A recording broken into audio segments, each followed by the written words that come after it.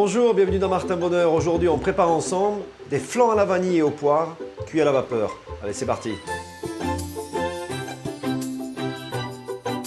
Les ingrédients pour notre recette. Un demi-litre de lait, 5 œufs, un bâton de vanille, 75 g de sucre et une belle poire. Alors, la poire, vous variez si vous souhaitez aussi les fruits. La cuisson va se faire ici, dans cette casserole, vous savez, qui a déjà servi de fumoir. On a déjà cuit des légumes à la vapeur, donc on va pouvoir aussi y cuire les flancs. Donc vous voyez que c'est quand même un outil qui permet plusieurs utilisations. Allez, on revient à notre appareil. Un demi-litre de lait, 5 œufs entiers, 75 g de sucre, une gousse de vanille, dans le sens de la longueur. On gratte de chaque côté, bien sûr, et on vient chercher uniquement le beau petit caviar noir à l'intérieur. On garde ça pour faire du sucre vanillé, par exemple, c'est très bon. Il n'y a plus qu'à mixer. On a déjà notre appareil de base qui est prêt.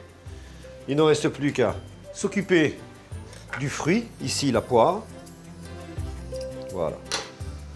On a épluché notre poire proprement. On prend le couteau, on coupe simplement la poire en deux. Et puis de nouveau en deux, on enlève le cœur. Voilà, ici, on vient couper chaque quart en trois. Et on met dans chaque bol les morceaux de poire bien répartis. On remplit, regardez, pas tout à fait à hauteur, hein, mais aux 2/3. Et on vient les fermer à l'aide d'un film alimentaire. Alors là, il faut que ce soit quand même bien tendu, hein. Il faut que ce soit bien étanche pour pas qu'il y ait d'eau dedans.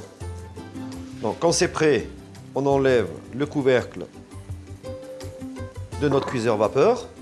On vient déposer ici les petits flancs dans les ramequins. On recouvre. On met une petite minuterie. On va même commencer avec 8 minutes parce que le lait était quand même à température. Donc on vérifie, voilà. On tapote légèrement dessus et on sent et on voit en tout cas que ça a pris. Regardez ça, vous pouvez les ouvrir tout de suite.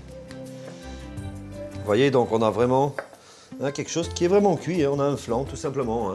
Pour déguster un flan comme celui-ci, soit vous le mangez chaud, un petit peu comme un soufflé, c'est-à-dire que vous allez devoir attendre quand même que ça tiédisse un petit peu, soit vous les mettez au frigo, hein, vous ne les ouvrez pas après cuisson, vous les mettez au frigo et vous les mangez jusqu'à 1 ou 2 jours après. Enfin, quoi qu'il arrive, chaud ou froid, je vous garantis, c'est délicieux à déguster. Bon appétit!